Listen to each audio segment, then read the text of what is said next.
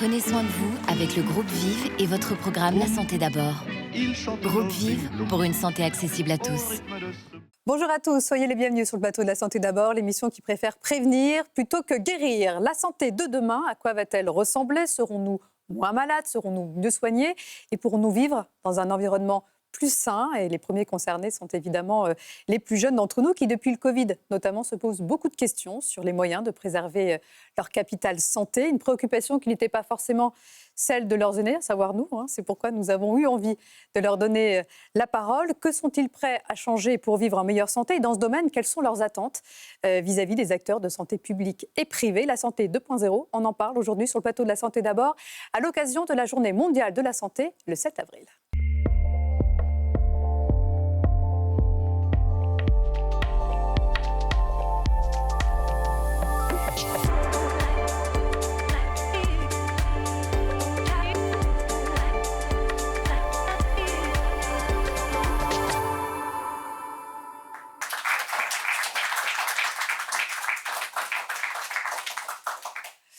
Alors, qu'attendons-nous de la médecine de demain? Plus de prévention, moins de curatifs, des traitements plus personnalisés, des professionnels de santé plus accessibles et sur tout le territoire. Et tout cela, bien sûr, dans un environnement propice à notre bien-être physique et mental. Alors, je ne voudrais pas mettre la pression à nos invités, mais c'est vrai que le défi est ambitieux, à la hauteur des attentes des Français qui se sont confiés justement au micro de Mathieu Guillot et Marine Kijek. Regardez.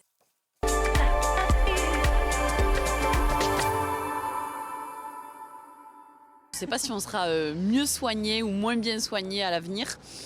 J'ai tendance à faire confiance à nos professionnels de santé. J'espère qu'ils continueront à se former pour mieux nous soigner. Je pense que les nouvelles technologies peuvent aider à améliorer le service de santé. Les remplacer, je ne pense pas. Par contre, les aider, les accompagner et réduire le taux d'erreur. La prévention est importante et elle n'est peut-être pas assez diffusée, elle n'est peut-être pas assez comprise. C'est justement en prévenant que les gens font plus attention. On peut penser quand il y a eu la période Covid, aux gestes barrières et tout ça, ça a quand même permis d'endiguer un peu la vague. Le sport, c'est la vie. Pratiquer une activité physique régulière pour être en bonne santé, ça doit rentrer pour moi dans une hygiène quotidienne exactement comme la douche ou le lavage de dents. C'est important d'avoir une activité physique régulière, on ne le dit pas pour rien. Aussi l'environnement, l'écologie, un air pollué forcément ça affectera la santé, les poumons, tandis qu'un environnement plus sain sera plus bénéfique pour la santé. Oui. Donc voilà, les attentes sont fortes, c'est pourquoi j'ai demandé à des personnalités politiques, des décideurs et des gens de terrain de me rejoindre aujourd'hui sur le plateau de cette émission. Et pour commencer, nous allons parler prévention.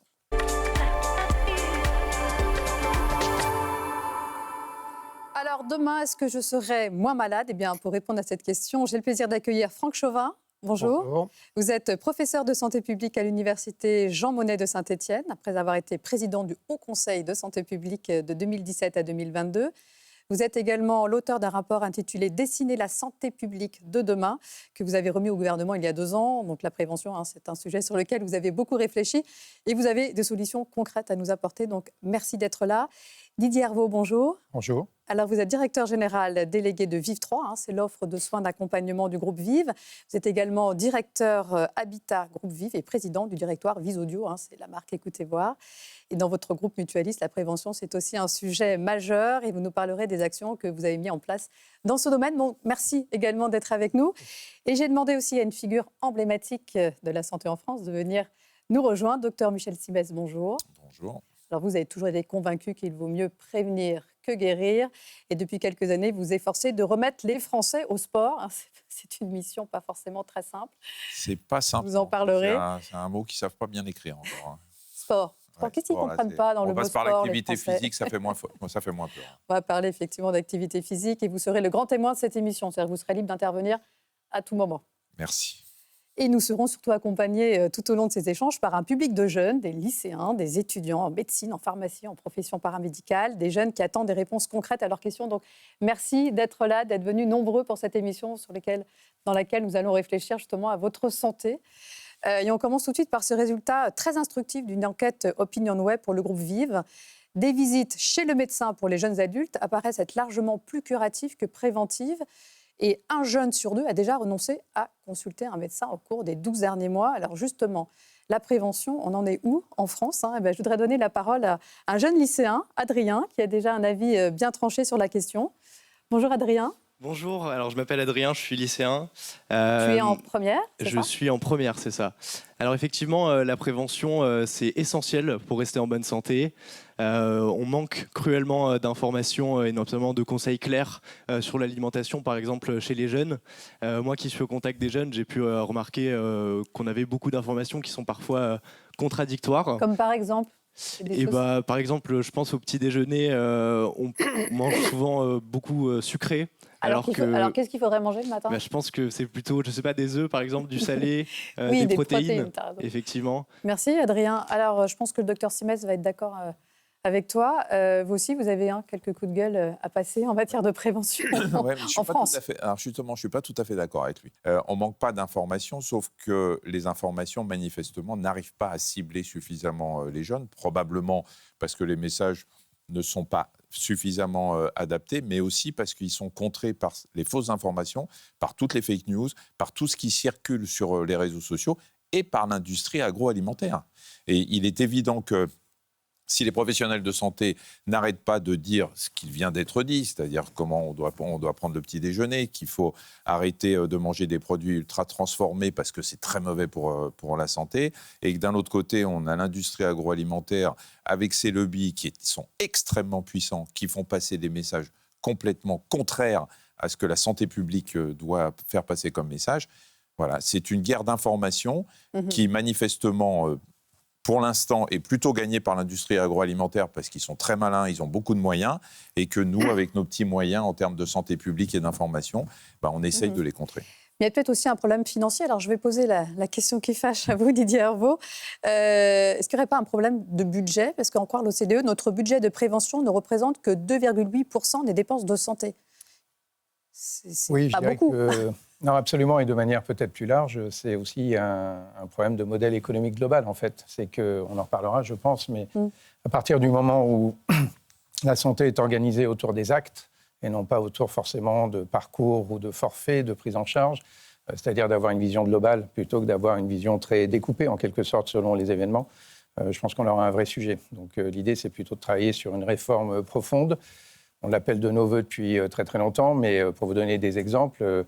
typiquement dans nos EHPAD, comme dans tous les EHPAD de France, les tarifications sont faites selon le niveau de dépendance de nos résidents, ce qui peut vouloir dire que quelqu'un d'assez autonome en fait, a moins de budget. Et pour autant, on devrait le prévenir, l'accompagner beaucoup plus. Bien sûr. En fait, il faudrait changer complètement notre mode de raisonnement. Pourtant, en 2017, la prévention, c'était le premier objectif de la stratégie nationale de santé du gouvernement Macron.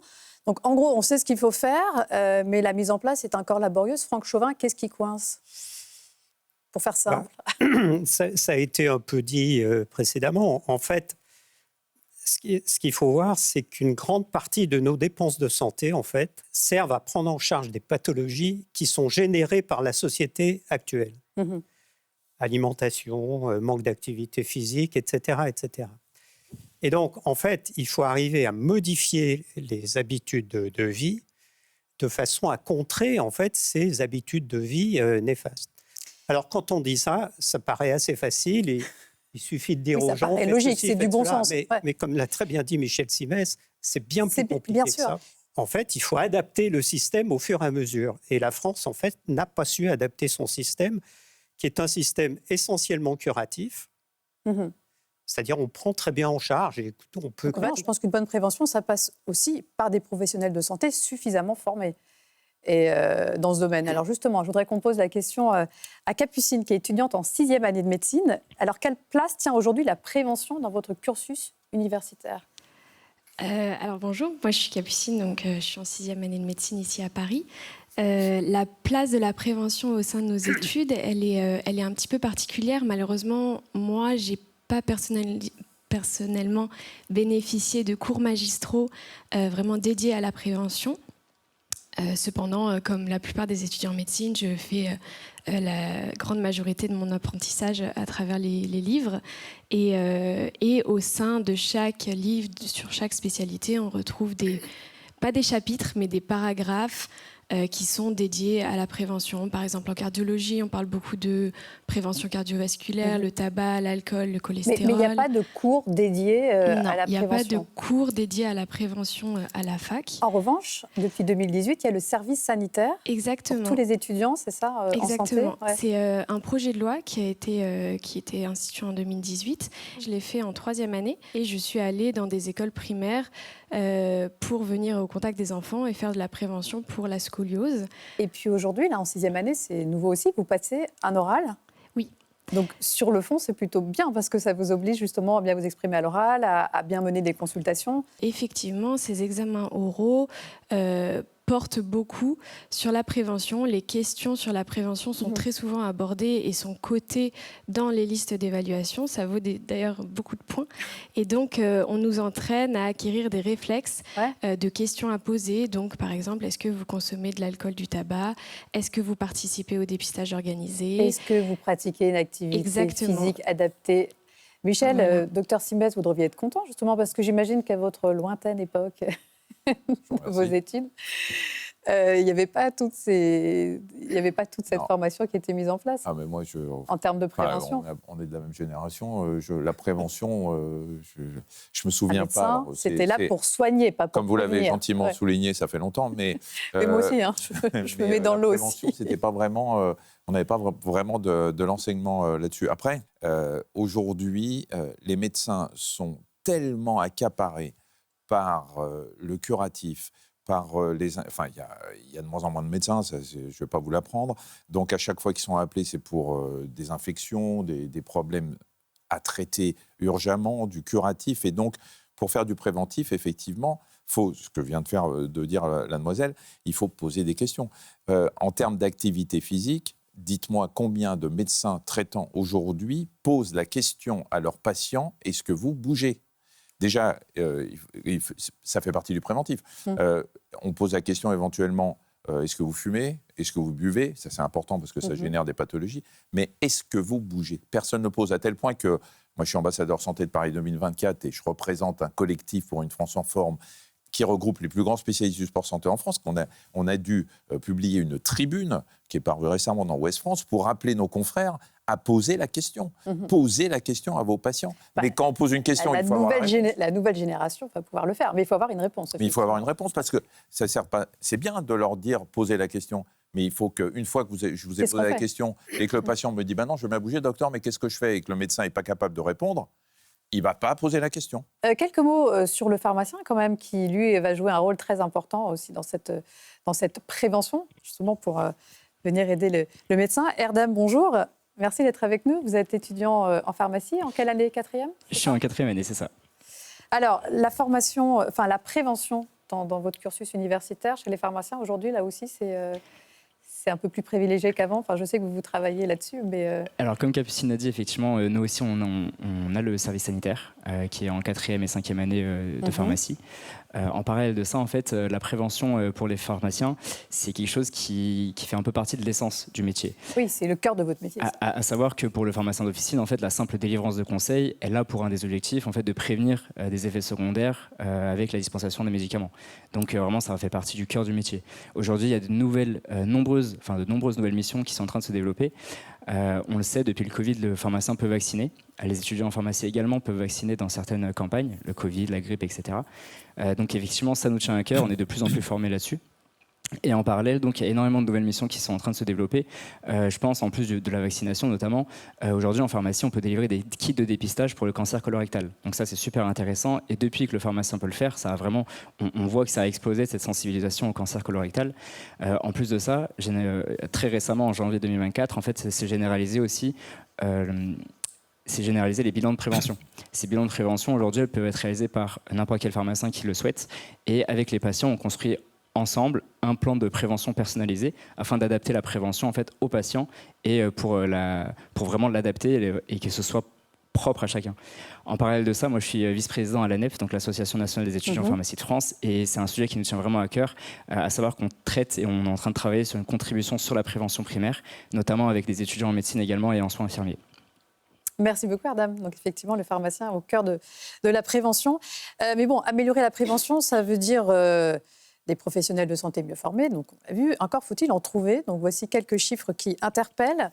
En 2022, 65% des généralistes ont refusé de suivre de nouveaux patients comme médecins traitants. Et une étude de l'IFOP pour Sanofi relève que devant l'allongement des délais pour obtenir un rendez-vous auprès d'un dermatologue, la moitié des Français renoncent à se soigner. Alors, la vraie question qui se pose aujourd'hui, Franck Chauvin, est-ce qu'il y a moins d'étudiants qui choisissent une filière santé, médecine, pharmacie ou paramédicale, ou est-ce qu'il y a tout simplement, comme on le disait tout à l'heure, trop de malades en France, ou c'est un peu les deux? Non, il n'y a pas moins d'étudiants qui choisissent les filières sanitaires, pas du tout. On a même augmenté le numerus clausus de façon à produire, à sortir plus de médecins dans les années qui viennent. Simplement, il est arrivé ce qui était d'ailleurs prévu depuis la fin des années 90, c'est-à-dire que le nombre de médecins a commencé à diminuer parce que, en fait, on le savait, d'ailleurs, ça a été voulu. Et c'est ce qui se passe. Alors, face à ce diagnostic, en fait, il y a plusieurs solutions. Et il suffit de regarder un peu à l'étranger ce qui se passe et voir qu'en fait, des pays fonctionnent différemment de chez nous.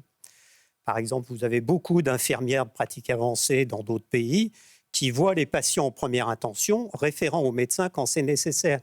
Mais il va falloir faire de la pédagogie dans la population pour expliquer que ce n'est pas toujours nécessaire de voir un médecin, qu'il y a d'autres professionnels de santé, vous parliez des pharmaciens, qui sont totalement à même de faire des diagnostics de facteurs de risque, de les prendre en charge et de faire les examens de première intention. C'est un peu compliqué parce qu'il y a beaucoup de réticences de la part des médecins en ce moment sur cette évolution, mais cette évolution, elle est inéluctable et de toute façon, c'est ce qui va se passer. Donc il va falloir que les médecins apprennent à déléguer un petit peu. La pédagogie, il va falloir la faire auprès du corps médical et de nos confrères, parce que quand on voit les réactions de certains syndicats de médecins, quand on parle des infirmières de pratique avancée, qui, on le rappelle, ce qui vient d'être dit, sont des infirmières qui ont une formation, qui sont capables... Très franchement, on n'a pas besoin de faire 12 ans de médecine pour prendre une tension ou écouter un cœur ou même enregistrer un électrocardiogramme. Après, dès que l'infirmière décidera que le médecin doit être vu, ce sera parfait. Mais aujourd'hui, il y a encore un corporatisme de la part des médecins, et ce corporatisme qui est à l'origine d'ailleurs du fait qu'il y a des déserts médicaux dans certaines spécialités, parce que c'est les sociétés savantes à l'époque, c'est-à-dire les syndicats de spécialistes qui n'ont pas voulu partager le gâteau. Donc il faut aussi qu'on regarde un petit peu derrière nous. Et aujourd'hui, ces infirmières de pratique avancée, le rôle des pharmaciens qui sont toujours en première ligne, c'est le premier contact du patient. On devrait... Combien de temps il a fallu pour autoriser les pharmaciens à vacciner? Combien de temps il a fallu se battre? Didier Hervaux, quel est votre point de vue là-dessus, vous? Je sais que vous formez vos professionnels de santé dans votre groupe. Oui, on essaie, notamment la Croix-Rouge, de développer des écoles, notamment IFSI, pour préparer l'avenir. Mais je partage complètement le constat. On a la même chose au niveau notamment des ophtalmos. On essaie de se bagarrer aussi sur tout ce qui était consultation, délégation de tâches. Et malheureusement, c'est un peu verrouillé.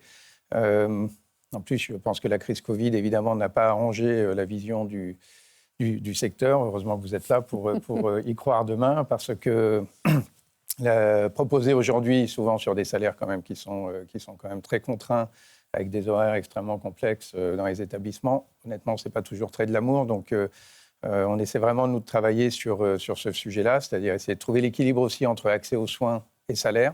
Parce que malheureusement... Bien sûr, justement, j'allais vous demander comment rendre ces métiers aussi plus attractifs. Parce que, il y a quand même, on a vu sur Parcoursup, notamment ces dernières années, il y avait quand même moins d'étudiants qui choisissaient à la sortie du bac des filières santé. Donc, Le problème de Parcoursup, notamment sur les IFSI, c'est qu'il n'y a plus d'entretien. Alors, tout à l'heure, vous parliez d'oral, mais c'était quand même pas mal de pouvoir échanger avec les candidats étudiants. Ouais. On a des taux beaucoup moins d'inscriptions déjà dans les cursus, et beaucoup d'abandon.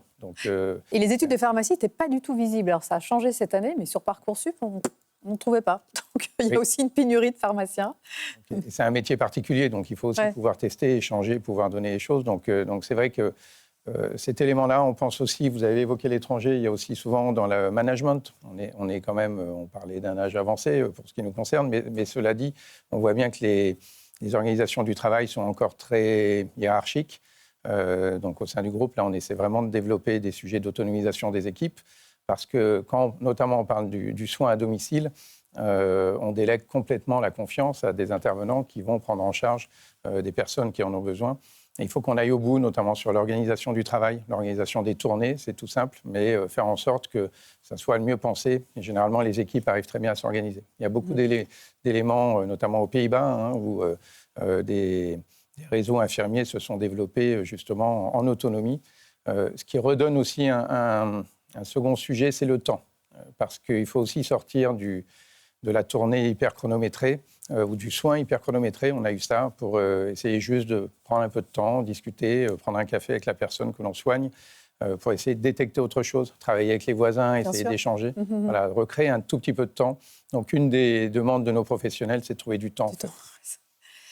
Et puis il faudrait aussi que les Français s'appliquent un peu plus, en étant plus nombreux, notamment à participer au programme de dépistage organisé. Je parle de cancer du sein, utérus colorectal.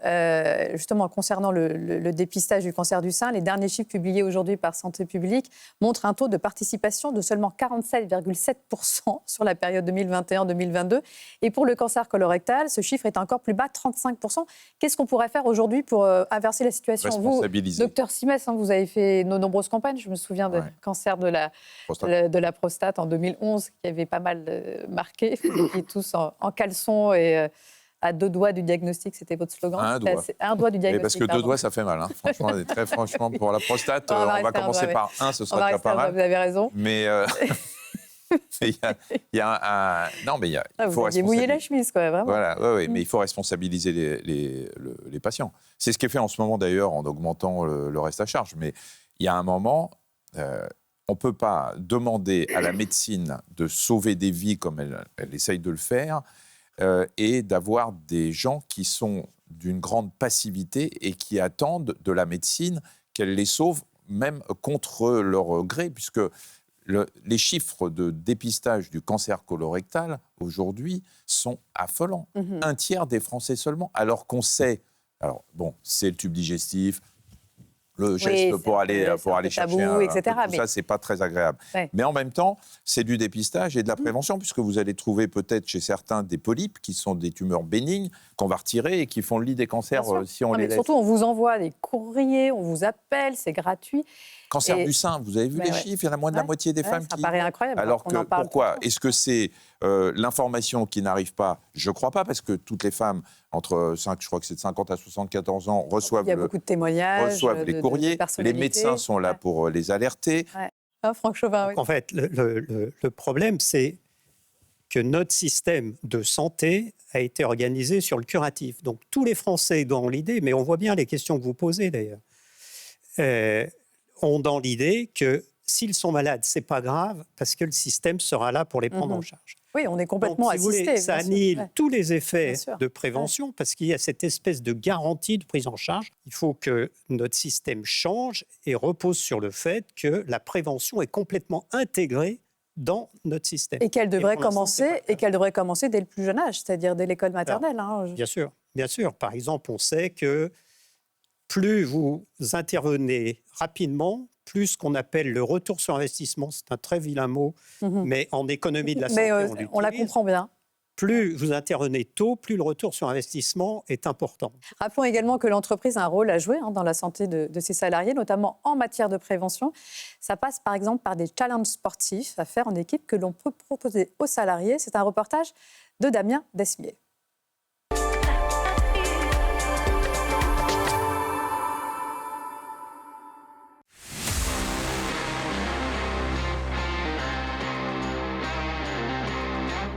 Aujourd'hui, nous sommes sur l'Harmonie Mutuelle Semi-Paris. C'est une course de 21,100 km et on attend plus de 50 000 coureurs cette année avec une team Harmonie de 900 personnes. Pour participer, il suffit d'être majeur et avoir un certificat médical. Et ça ne s'improvise pas, mais ça peut tout à fait être un défi accessible à tous. Alors, une motivation pour faire le semi, c'est déjà d'avoir un projet collectif. On a eu la chance au groupe Vive d'avoir un accompagnement avec un coach personnalisé, nutritionniste. Enfin bref, c'est beaucoup plus motivant que de le faire toute seule dans son coin. Je me suis rendu compte que plus je fais du sport, plus j'ai la pêche, moins j'ai mal au dos. Allez les garçons, allez les filles! Allez, Ça fait vraiment du bien à l'esprit. L'année dernière, Je me suis imposé de faire le semi-marathon en moins de 2 heures. En même temps, arrêt de la cigarette. On devient addict et ça fait vraiment du bien au corps, à la santé. J'ai presque 60 ans. Je me porte mieux qu'à mes 40. Hyper fière de moi, un peu claquée quand même. Courir 21 km 300, voilà, faut les faire. Mais je suis hyper reboostée et hyper contente d'avoir fait le temps que j'ai fait. C'est hyper agréable, il y a beaucoup de bienveillance. C'est cool. L'année prochaine, je le refais et j'essaierai de battre mon record encore. Voilà, des Français qui font du sport, des Français heureux. Donc, docteur Simès, je le disais tout à l'heure, votre mission, c'est de remettre les Français au sport. Mais est-ce que ça suffit de transmettre la bonne parole ?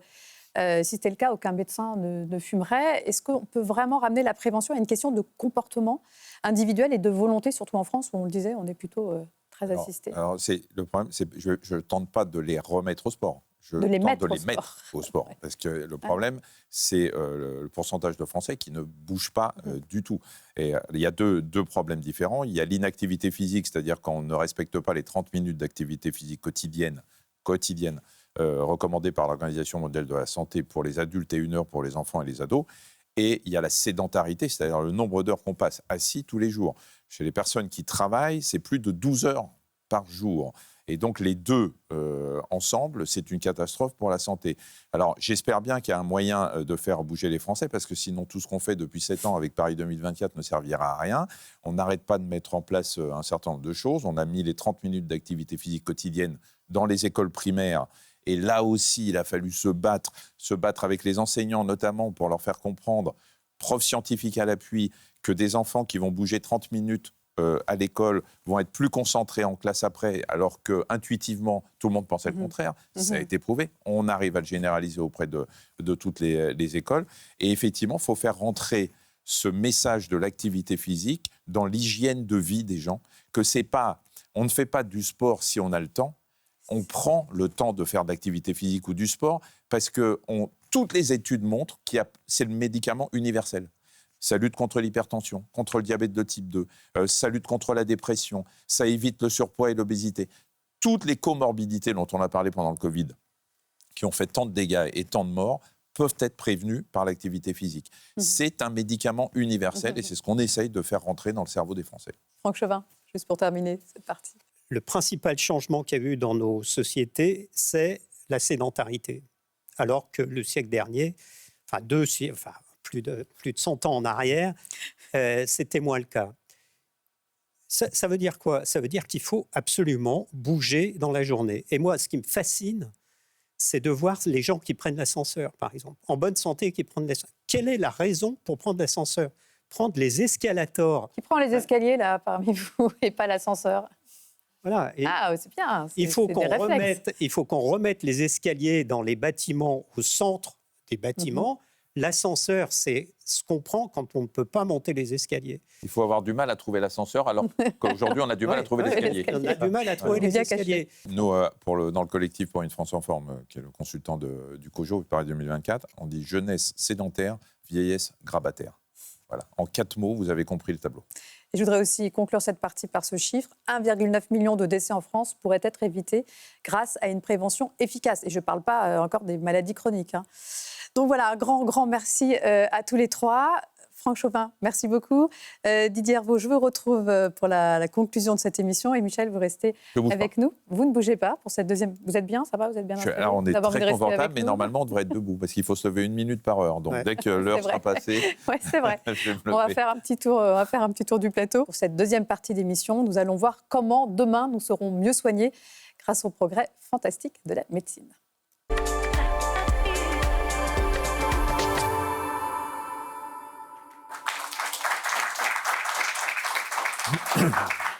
Demain, je tomberai moins malade grâce à la prévention, mais je serai aussi me soigner. Alors, comment la technologie est en train de révolutionner la médecine de demain ? Eh bien, pour répondre à cette passionnante question, j'ai le plaisir de recevoir Jean-Philippe Fouquet. Bonjour. Bonjour. Vous êtes docteur en sociologie et ingénieur de recherche, donc merci d'être avec nous. Docteur René Bocobza, bonjour. Bonjour. Merci également d'avoir répondu à notre invitation. Vous êtes médecin, radiologue et auteur du livre Quo Vadis, où vas-tu l'humanité ? Nous avons toujours eu besoin de comprendre d'où nous venons et où nous allons.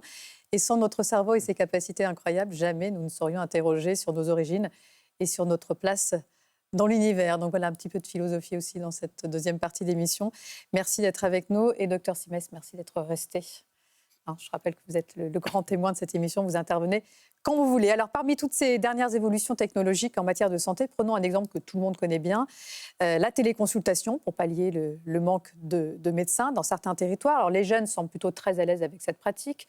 Leurs parents et leurs grands-parents le sont un petit peu moins. Presque la moitié des jeunes ayant déjà renoncé à aller voir un médecin déclarent avoir utilisé la téléconsultation au cours des 12 derniers mois, contre 24% pour le reste de la population. C'est quand même 4 fois plus qu'en 2019. En revanche, toujours d'après ce sondage, seulement 22% des Français jugent que la télémédecine est efficace. C'est moins qu'il y a 3 ans. Donc voilà, en la pratiquant, ils en voient un petit peu les limites. Les Français sont finalement un petit peu déçus, surtout les plus de 50 ans. Comment l'expliquer ? La téléconsultation, elle s'impose un petit peu aujourd'hui dans la mesure où, comme on le disait tout à l'heure, il y a une pénurie de médecins qui va croissant et en opposition avec une demande qui va croissante également. Il y a plus de population malade, c'est ce qu'on disait. Malade, plus de maladies chroniques. Il y a plus de personnes. Et on ne peut pas former forcément plus. L'espérance de vie augmente. De médecins donc il y a forcément un problème de l'offre par rapport à la demande. Donc la téléconsultation, c'est une solution. C'est une interface technologique assez sophistiquée qui se met entre le médecin et le patient, souvent d'ailleurs, quelquefois dans les pharmacies, et je n'y vois aucun inconvénient. Et on va justement en parler, mais les limites justement de cette téléconsultation, c'est qu'on ne peut pas pratiquer un examen. Alors la limite, c'est l'examen physique. Palper son patient. Voilà, si le patient est seul dans la cabine, en face d'un écran avec le médecin de l'autre côté, c'est assez rudimentaire. Même bien que les outils soient assez poussés maintenant. Mais la présence d'une infirmière, d'une aide-soignante ou d'une pharmacienne peut aider à établir un contact humain quelque part dans le dialogue qui va s'établir entre le patient et le médecin. Mais ça ne remplacera jamais Bien sûr. le contact, le colloque singulier qu'un médecin a avec son patient. Là, c'est une petite séance de psychothérapie à chaque consultation physique en présentiel que le malade cherche, même si ça n'a aucun rapport avec sa pathologie. Et ça ne peut pas être remplacé par la téléconsultation. Alors justement, vous parliez des pharmaciens. Ils sont de plus en plus nombreux aujourd'hui à installer dans leur pharmacie des cabines de téléconsultation équipées de tous les appareils de mesure pour rendre justement cette consultation plus efficace. C'est le cas de Pierre-Olivier Piron qui nous a ouvert les portes de sa pharmacie connectée. Regardez.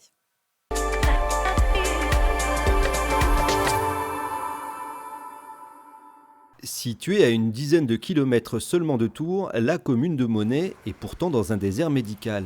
Avec 2 médecins pour près de 5000 habitants, la pharmacie est donc le premier interlocuteur pour les petites urgences. Ici, dans la pharmacie de Pierre-Olivier Piron, on trouve un service que beaucoup de clients ne connaissent pas, la téléconsultation. Quand les gens nous disent qu'ils n'ont pas de rendez-vous médical avant 3-4 jours, on leur offre la possibilité de rencontrer un médecin en téléconsultation avec des objets connectés. Pour réaliser cette téléconsultation, il suffit de rentrer ses coordonnées sur la machine dédiée. Puis un médecin apparaît en visio et guide le patient qui s'auscultera lui-même. Tensiomètre, un oxymètre, thermomètre, stéthoscope, et puis même un otoscope pour les oreilles et un dermatoscope pour tout ce qui est problème de peau. La pharmacie Piron réalise une dizaine de téléconsultations par mois. Il faut dire que la population néo-rurale est plutôt jeune, donc connectée. Néanmoins, pour le pharmacien, cette téléconsultation n'est pas un réel progrès, mais une adaptation à l'environnement médical pauvre en médecins. J'aimerais bien que ça reste du ponctuel, du post-Covid.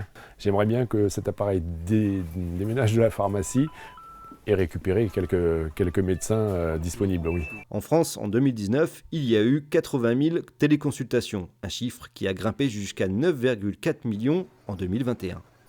Bon, une chose est sûre, c'est que les pharmaciens à l'avenir devront être de plus en plus connectés pour répondre aux attentes des patients, ce qui veut dire se former à ces nouvelles technologies, n'est-ce pas Erdem, notre étudiant en pharmacie ? la quatrième année. Effectivement, la question de la formation numérique en santé, elle revient depuis quelques années maintenant. Nous, ça fait 5 ans maintenant qu'on travaille sur cette question. Et en fait, à la rentrée 2024, sera mis en place un référentiel de compétences qui traite notamment de 5 thèmes. La communication en santé, la télésanté, comme on vient de le voir, la cybersécurité, les outils en santé et les données de santé. Ces 5 thèmes, ils sont essentiels à traiter. En plus d'être dans les études de pharmacie, en fait, c'est un référentiel qui a été construit en interfilière, c'est-à-dire que c'est appliqué pour toutes les études de santé, pour toutes les filières. Et en fait, on voit, ça fait maintenant quelques années qu'il est mis en place ce référentiel, enfin du moins qu'il a été voté. Il est obligé, c'est obligé de l'appliquer légalement à partir de la rentrée 2024. Donc les doyens vont devoir s'y poser. Et on travaille notamment avec la délégation numérique en santé sur la question pour vraiment l'appliquer au mieux. Maintenant, il y a beaucoup de sujets qui ne sont pas encore traités. L'intelligence artificielle, on n'en parle pas, je ne l'ai pas mentionné, parce que ça va être traité plus tard, notamment dans les enseignements de spécialité. Et à mon avis, un avis plus personnel, si je peux me permettre, ça me semble assez illusoire de penser qu'on peut rattraper le retard qu'on a déjà accumulé, puisque ça reste quand même un très gros retard qu'on a sur le numérique en santé. C'est quelque chose vraiment d'essentiel. Maintenant, ça n'en reste pas moins indispensable et de le traiter dans la formation. Merci Adam. Jean-Philippe Fouquet, on est très très en retard, on ne pourra jamais combler notre retard.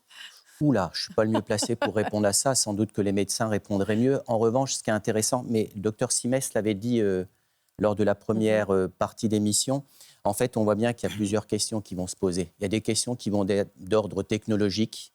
Nous, on mène actuellement une recherche sur la téléconsultation qui montre que si on veut transposer une consultation normale sur la téléconsultation, on se trompe. Donc déjà, comment techniquement ça va être fiable, les outils qu'on a vus. Et puis, ce que vous avez dit, docteur Simès, qui est très important et qui est sans doute l'enjeu qui va être le plus difficile à relever, ça va être celui de faire coopérer les professionnels. Ça ne va pas être tout à fait pareil. Moi, ce que j'observe actuellement sur le terrain, quand c'est dans des pharmacies, qui sont des acteurs de santé qui finalement s'inscrivent dans une chaîne, et puis tout le débat qu'il y a, je crois que la SNCF a fait reculons là, depuis quelque temps, ou bien les centres commerciaux, où là, clairement, on est dans le sketch un peu classique, où il y a une espèce d'effervescence autour de l'outil technique. Moi je suis tout à fait d'accord avec ce que dit le docteur Simès. Je pense que le principal enjeu, il ne va pas être technologique, il va être sur la capacité que des professionnels auront à accepter de déléguer. Vous l'avez dit tout à l'heure, on aurait pu parler des sages-femmes, vous l'avez dit sur les pharmaciens. Et là, on sent quand même que, vous l'avez dit vous-même... Ça freine, hein. Ça freine beaucoup. C'est pas gagné. Ouais. Vous savez, ça me fait penser à la blague, il y a Ève et Adam, au début de l'humanité. Il y a Ève qui s'adresse à Adam lui disant « Est-ce que tu m'aimes ?» Et Adam lui répond « Est-ce que j'ai le choix ?»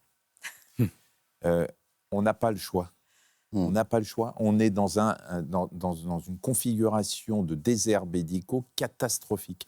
Donc, il faut impérativement trouver des solutions, même si elles sont provisoires, parce qu'il faut 10 ans pour former un médecin, on le répète sans arrêt. Même si dans les 10 ans qui viennent, on est obligé d'avoir des infirmières de pratique avancée, plus de téléconsultations, plus de rôles joués par les pharmaciens, eh bien, allons-y, quoi. Il n'y a pas d'autre solution aujourd'hui, sinon les gens n'ont pas accès à des personnels soignants ou à un médecin ou à des conseils. Des personnels soignants évidemment, qui sont formés en plus. Le docteur Bocoza a raison. Évidemment que ce n'est pas la panacée. Évidemment que la téléconsultation ne peut pas remplacer un médecin. Mais excusez-moi, si quelqu'un a un petit peu mal aux oreilles ou a un rhume, en 2 secondes de téléconsultation, on va lui faire une ordonnance. On n'a pas besoin de rester 20 minutes ou une demi-heure avec lui pour faire un diagnostic de rhinite allergique nécessitant des antihistaminiques. Voilà. Et effectivement, il faudrait que mes confrères, mais pas que mes confrères, au-dessus, le Conseil de l'ordre des médecins, se bouge un petit peu et s'aperçoit qu'on est en 2024. Pour ce message qu'il fallait faire passer. En tant que pharmacienne, j'y suis effectivement très sensible. Et il faut noter également... C'est pour ça que je le dis, Véronique, c'est parce que je sais que vous y êtes sensible. Il faut noter également l'engouement des Français pour les objets connectés, ce qui va plutôt dans le bon sens aussi. Nous avons sur notre plateau Héloïse, qui souffre de troubles 10. Troubles 10, je crois que chez vous, c'est dyspraxie, dyslexie, dyscalculie. Et il existe aujourd'hui des outils connectés qui peuvent aider des patients à surmonter leurs troubles et à réussir leurs études comme vous, parce que je sais que vous réussissez très brillamment. Racontez-nous un petit peu comment ça, oui, bonjour, ces outils vous ont aidé. Oui, c'est Héloïse, donc je suis en études de design. Et oui, donc j'ai souffert très jeune de dyslexie, dyspraxie, dyscalculie, dysorthographie. Et oui, j'ai eu le droit et la chance d'avoir eu des classes adaptées qui ont mis en place chaque élève avait des iPads On pourrait croire que c'est une mauvaise idée, mais ça nous a laissé la chance d'adapter nos cours, de faire nous-mêmes nos propres méthodes. C'était au début. Aujourd'hui, il y a beaucoup plus de pratiques qui sont faites. Il y a eu des applications qui ont été développées pour les enfants dyslexiques, etc. Donc je pense qu'il ne faut pas fermer les portes aux nouvelles technologies. Certes, les montres connectés, c'est pas forcément la solution. Et le problème de tous les objets connectés, les montres qui vous donnent votre rythme cardiaque, tout dans la journée, c'est que ça devient obsessionnel, quoi. C'est-à-dire que toute la journée, vous regardez ça. Alors moi, ce que je peux rajouter, c'est que quand même, dans des cas très particuliers, mademoiselle par exemple, mais aussi les diabétiques, les troubles du rythme, les coronariens, les personnes âgées dépendantes, là, les objets connectés sont utiles pour devenus faire un presque suivi. enfin, ils sont devenus indispensables pour un suivi à distance, pour des alertes, etc. Bon, demain, je serai me soigner aussi grâce à des professionnels de santé non connectés, on l'a dit, formés à la e-santé, mais aussi grâce à l'intelligence artificielle. J'aimerais bien qu'on en dise quelques mots, qui en matière de santé offre effectivement des perspectives assez incroyables, à commencer par une meilleure analyse de l'imagerie médicale pour un dépistage plus fin, et un diagnostic plus précis des pathologies. Docteur Boukobza, vous êtes spécialiste du dépistage du cancer du sein, et l'intelligence artificielle, aujourd'hui, vous est d'une aide très précieuse, vous ne pouvez pas vous en passer. Elle m'est devenue indispensable parce qu'elle a amélioré mes diagnostics en moins de temps. Un exemple très simple, c'est la recherche de microcalcification qui souvent signe un cancer du sein. Avant, je passais de longues minutes à examiner avec une loupe chaque quiché de sein, alors que maintenant, avec une analyse très rapide en quelques secondes, l'intelligence artificielle m'indique s'il y en a ou pas et où. Donc, honnêtement, c'est une révolution dans la médecine. Il n'y a pas que dans le cancer du sein, il y a d'autres domaines. Ça permet aussi de mieux analyser une tumeur, par exemple, et de proposer un traitement il y a précis. de l'intelligence artificielle en imagerie médicale, elle est en train d'exploser, et d'ailleurs aussi dans d'autres spécialités. Mais en imagerie médicale, oui, il y a des diagnostics qui sont faits. Mais encore une fois, l'intelligence artificielle, elle porte très mal son nom. Ce n'est pas une intelligence du tout. C'est une immense base de données qui est couplée à des algorithmes très performants. Et quand on présente un cas, une image ou quoi que ce soit, elle compare en un temps record, en quelques millisecondes. Donc en fait, on pourrait parler d'analyse artificielle plutôt que d'intelligence artificielle. C'est une analyse artificielle très rapide qu'une intelligence au sens où on l'entend habituellement, bien sûr. Jean-Philippe Fouquet, en fait, il ne faudrait pas avoir peur de cette intelligence artificielle. Elle sécurise, mais elle ne remplacera jamais un médecin et son intuition. En fait, je crois que tous ces débats-là, ils se cristallisent aujourd'hui sur l'intelligence artificielle. Enfin, quiconque a travaillé sur l'innovation sait que toutes les innovations ont été porteuses de ce genre d'inquiétudes, plus ou moins légitimes, et de fantasmes. Moi, je sais que je fais partie, je ne suis pas le seul, la littérature est bien riche là-dessus, à dire il n'existe pas d'innovation technologique sans innovation sociale. Donc, d'une manière ou d'une autre, ça va transformer un rapport au travail, ça va transformer la manière dont je sollicite. Moi, je vous rejoins quand vous dites c'est un outil. Après, il y a sans doute une dérive qui est de nous demander à tous d'avoir une posture hyper binaire. Et ça, je ne dis pas que c'est ce que vous avez fait, mais quand vous demandez le pour ou contre, la montre, moi je suis un grand coureur, tous les gens que je vois avec le smartphone, ça devient épouvantable. Le truc, il bip dans tous les sens, mais si à la limite, chacun s'y retrouve, c'est une chose. Là, ce que vous décrivez, et c'est intéressant, parce que vous êtes radiologue de formation, moi je discutais avec un collègue radiologue qui m'expliquait, donc un type qui a, comme disait Michel Simès tout à l'heure, c'est plus un perdreau de l'année non plus, donc quelqu'un qui a beaucoup travaillé. Je lui dis, mais, toi, dans ton travail, il me dit, moi, aujourd'hui, clairement, si j'ai une intelligence artificielle qui me génère 100, 200, 300 000 clichés, je lui ferai plus facilement confiance. Donc, ça change le métier.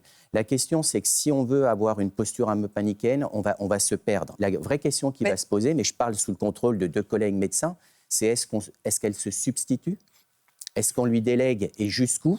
Ou bien est-ce qu'on la considère comme un outil que j'ai mobilisé, comme dans tout un tas d'autres temps? Je crois, pour répondre, il me semble avoir vu passer des études, justement en radiologie, qui montraient que les meilleurs résultats étaient obtenus par la collaboration intelligence artificielle radiologue et non pas par radiologue seul ou par intelligence artificielle seule. Dans l'avenir, les médecins ne pourront pas faire sans ces outils connectés, cette intelligence artificielle. Dès maintenant. Dès maintenant, ouais.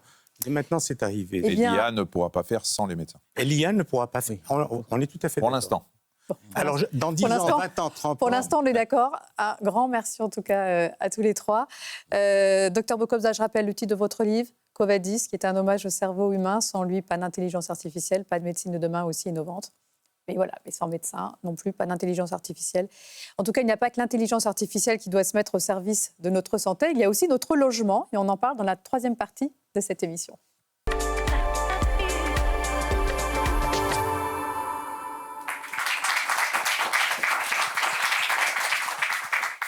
Alors, demain, je reste chez moi plus longtemps et en bonne santé. C'est vrai qu'un logement qui n'est pas adapté peut avoir des répercussions sur notre santé. Ce n'est pas mes 2 invités qui me diront le contraire. Julie Savary, bonjour. Bonjour. Merci d'être avec nous. Vous êtes directrice du logement pour le groupe Vive et directrice déléguée à l'habitat. Merci d'avoir accepté notre invitation. Aurore Maud-Gropeau, vous êtes infirmière et responsable, support des activités soins à domicile et équipe Alzheimer. Merci également d'être venue sur le plateau de La Santé d'abord. Alors, Aurore, Maud, vous dites qu'aujourd'hui, de nombreux patients vivent dans des appartements non adaptés à leur âge, handicap, pathologie, etc. Quelles sont les principales répercussions sur leur santé? Vous les voyez au quotidien? La principale répercussion, c'est l'isolement. Et ce qui est lié à l'isolement, c'est la dépression. Beaucoup de nos patients ont des syndromes anxio-dépressifs. On en a plusieurs qui, par exemple, vivent au 4e étage sans ascenseur et ils ne peuvent pas sortir de chez eux depuis des années maintenant. Malgré leur demande pour accéder à des nouveaux logements, c'est très long. Et donc, du coup, on a affaire à une population qui est très triste et dépressive.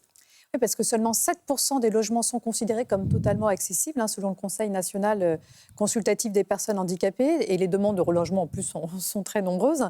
Dans le cas de ces patients en perte d'autonomie, un logement adapté, ça veut dire quoi, concrètement? Un logement adapté, c'est un logement dans lequel on peut entrer et sortir aisément.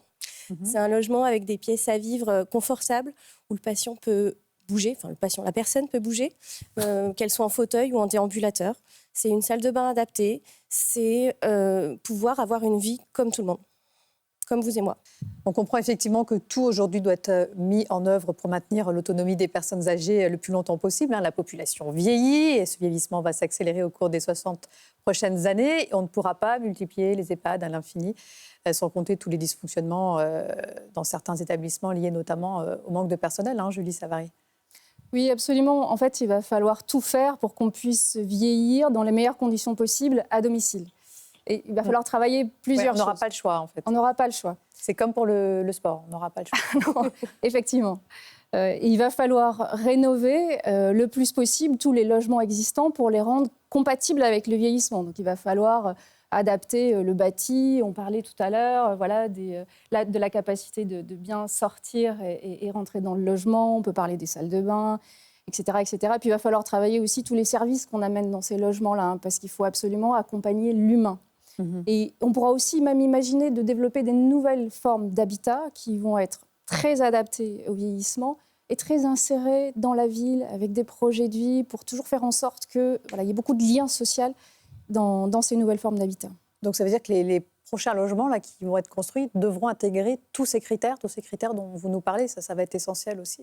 Il faudra travailler sur tous ces critères, soit dans les logements existants, soit dans les logements neufs. Donc on rénove ou on construit des nouveaux logements adaptés. Et vous parliez justement de venir aussi vers ces personnes qui sont en perte d'autonomie pour les assister dans les tâches quotidiennes comme le ménage, les courses, l'aide ou à la prise de médicaments. Mais on pourrait aussi favoriser le déplacement des professionnels de santé vers ces personnes. Et nous sommes allés à la rencontre justement des équipes de Écoutez Voir Mobile qui redonnent un accès à la santé visuelle et auditive à cette patientèle qui est en perte d'autonomie ou qui est éloignée de tout soin. C'est un reportage d'Alain Druot.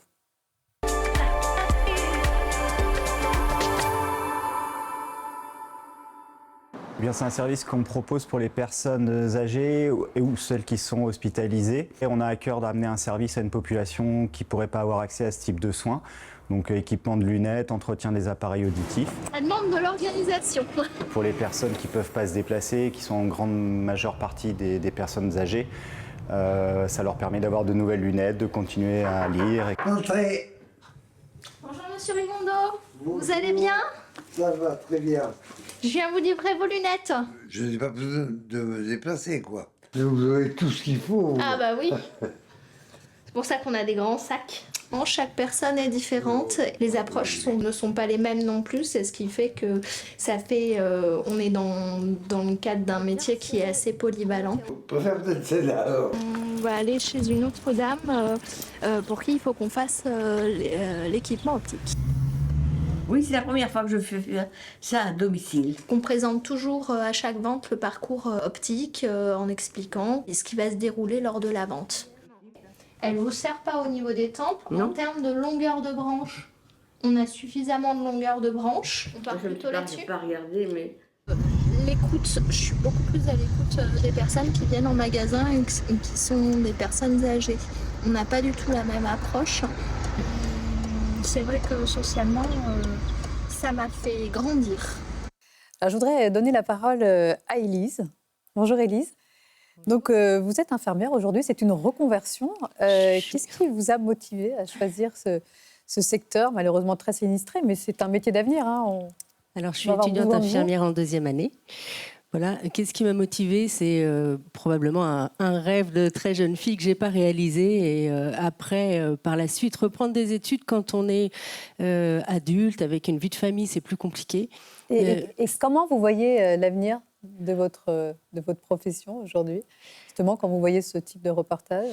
Mais on a bien conscience que voilà, la santé, il va falloir qu'on l'apporte auprès des gens, qu'on soit vraiment au plus proche d'eux, également à domicile, pas que dans les services de soins à l'hôpital. Docteur Simès? Tout ce qu'on dit là, c'est essentiel. On voit le vieillissement de la population française. Il y a encore malheureusement trop de personnes âgées qui meurent à l'hôpital.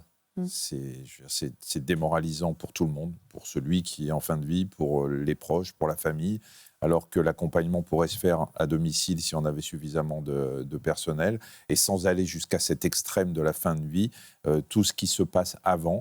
Il y a de plus en plus, on l'a dit, de maladies chroniques et des gens qui pourraient aussi être chez eux, soignés, comme ils le sont quand ils vont à l'hôpital, et qu'on pourrait le faire. Mais pour ça, il faut une prise de conscience de la société, il faut une prise de conscience qu'on a besoin de personnel, qu'une prise de conscience qu'on a besoin aussi d'appartements qui sont complètement adaptés à ces malades chroniques. Bien sûr, mais bon, on a vu le cas particulier de ces personnes âgées ou en perte d'autonomie, mais finalement, le logement en lui-même devrait être considéré aujourd'hui comme un déterminant essentiel de santé pour tout le monde. Hein, on l'a bien vu pendant la crise Covid.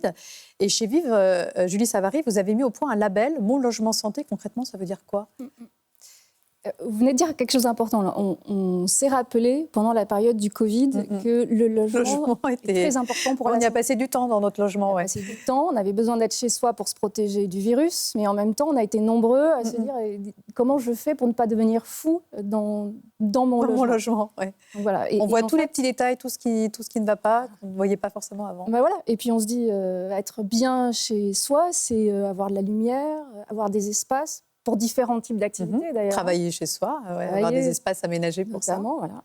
Et puis c'est aussi des choses très simples comme pouvoir voir son voisin là en bas dans la cour ou dans le jardin si on a un jardin pour pouvoir simplement prendre des nouvelles. Et en fait, être bien dans son logement, c'est ça, c'est être bien dans le bâti et aussi être bien dans l'humain qui entoure le logement. Quand on a créé le label Mon logement santé, on a essayé de se rappeler de ça, de ces fondamentaux-là. Donc concrètement, donnez-nous des exemples. Qu'est-ce qu'on va trouver dans ces logements santé qu'on ne trouvera pas dans un logement classique? Alors, sur le bâti, on va trouver des logements qui sont forcément très bien isolés, très bons pour la qualité de l'air intérieur. Des logements qui nous aident à bouger, hein, on l'a dit tout à l'heure. Pour pouvoir être en bonne santé, il faut bouger le plus souvent possible. Donc, dans nos logements santé, il y a un bel escalier avenant qu'on a envie de prendre parce que on le voit tout de suite. On le voit tout de suite. Voilà, il n'est pas caché derrière une porte. Exactement. Et dans nos logements santé, il y a aussi des services de santé. Il y a de l'écoute santé qui est accessible tous les jours, 7 jours sur 7, 24 heures sur 24, pour accueillir vos besoins de santé essentiels. Et puis, il y a aussi des animations qui sont là pour développer le lien social entre les habitants, parce que le lien, c'est la vie, donc c'est la santé aussi. Bien sûr. Est-ce que ça vous parle, logement santé? Est-ce que vous y pensez?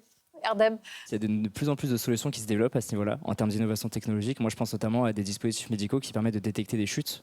Alors ça, c'est super intéressant, c'est des choses qu'on branche sur des prises. Et en fait, quand on est une personne âgée et qu'il y a une chute, ça nous prévient directement sur le téléphone, une personne concernée ou un service de soins. Donc ouais, c'est un enjeu et c'est super intéressant de développer cet aspect-là du logement santé.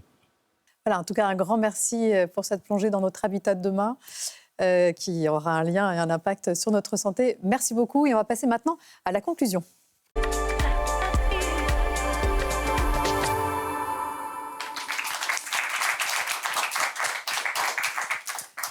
Donc voilà, la santé de demain, c'est déjà la fin de cette émission. Alors, est-ce que cette émission vous a donné des bonnes raisons d'être optimiste ou pas? Qu'est-ce qui vous a marqué? Quels sont les messages que vous avez pu retenir? Aliette, qu'est-ce que vous avez retenu, vous? Qu'est-ce que vous auriez envie de nous dire? Alors bonjour, moi je m'appelle Agathe et je suis étudiante en pharmacie. Et s'il y a 2 mots que je peux retenir de cette émission, c'est la prévention, notamment la prévention primaire, mais également l'interprofessionnalité. Aujourd'hui, si on veut faire évoluer notre système de santé, et notre système de santé dans lequel on va exercer demain, mais aussi pour les patients, il faut qu'on se mette tous autour d'une table, tous les professionnels de santé et paramédicaux, qu'on discute et qu'on dise qu'est-ce que nous, on veut faire plus tard pour les patients. Et aujourd'hui, la clé, c'est la prévention, que ce soit au niveau économique, mais également pour la prise en charge de la population. C'est tout à fait ce que disait Michel Simès tout à l'heure. Hein. Mathis, vous aussi, vous vouliez nous dire un petit mot? Oui, tout à fait. Donc moi, je suis étudiant infirmier en 3e année et nous on le voit, hein, en tout cas, je fais aussi partie de la FNESI, la fédération qui regroupe tous les étudiants en sciences infirmières. Et on le voit, vraiment, les jeunes soignants, les futurs professionnels, ils souhaitent se saisir de cette thématique de la prévention. Aujourd'hui, il y a beaucoup de poursuites d'études aussi qui attirent. Je pense notamment aux infirmiers en pratique avancée dont on parlait tout à l'heure, mais aussi au master de santé publique. Tout ça, c'est vraiment des poursuites d'études qui attirent et vers lesquelles, en tout cas, les jeunes souhaitent tendre. Bon, docteur Simès, quand on entend nos jeunes étudiants, on a toutes les raisons d'être optimistes quand même. On va dans le bon sens. Oui, on est toujours optimiste avec la jeunesse. Mais en tout cas, ils en parlent très bien, déjà, je trouve. Ils en parlent très bien. Et il y a un mot qui a été utilisé, c'est la prévention primaire. Je crois qu'il y a un moment, prévention primaire, c'est pour éviter de tomber malade. La prévention secondaire, c'est pour éviter d'avoir une rechute quand on a été malade. Il va falloir qu'on comprenne en France que la prévention, ça fait partie de la santé, ça fait partie de la médecine. Et surtout, ça a un coût. Parce qu'on ne peut pas faire de la prévention sans dépenser de l'argent avec un gros mot qui a été prononcé tout à l'heure. Retour sur investissement. Sur investissement. La Caisse d'assurance maladie a bien compris. Il y a encore du boulot dans la tête de nos politiques.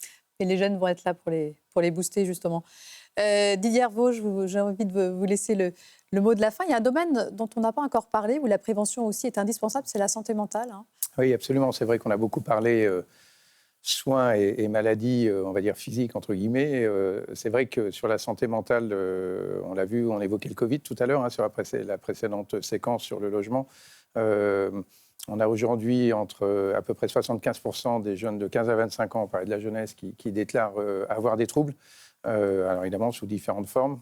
87% des Français déclarent ne pas oser en parler et uniquement 35% en parlent à leur médecin. Donc on voit bien qu'il y a un vrai sujet.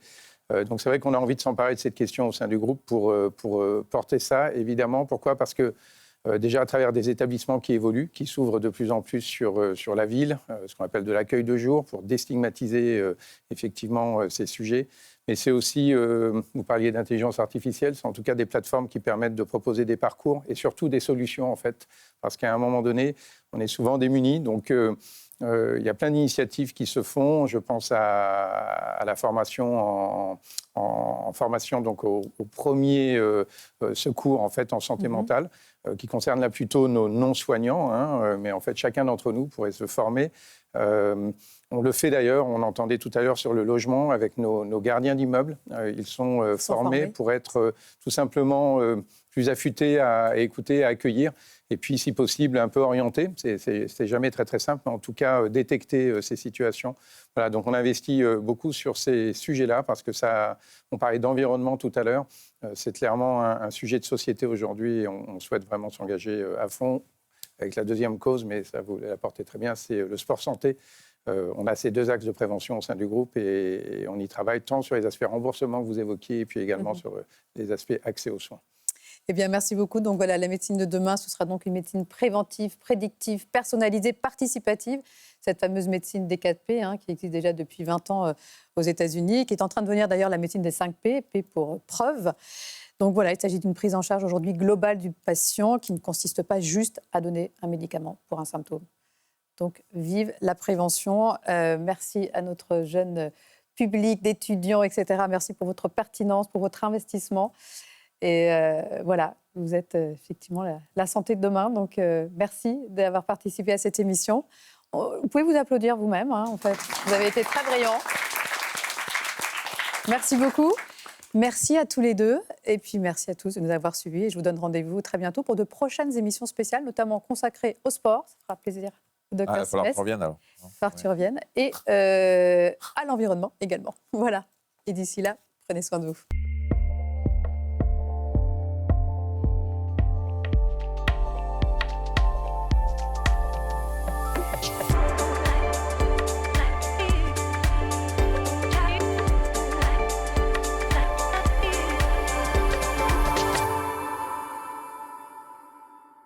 Le groupe Vive vous a présenté La Santé d'abord, le programme qui prend soin de vous.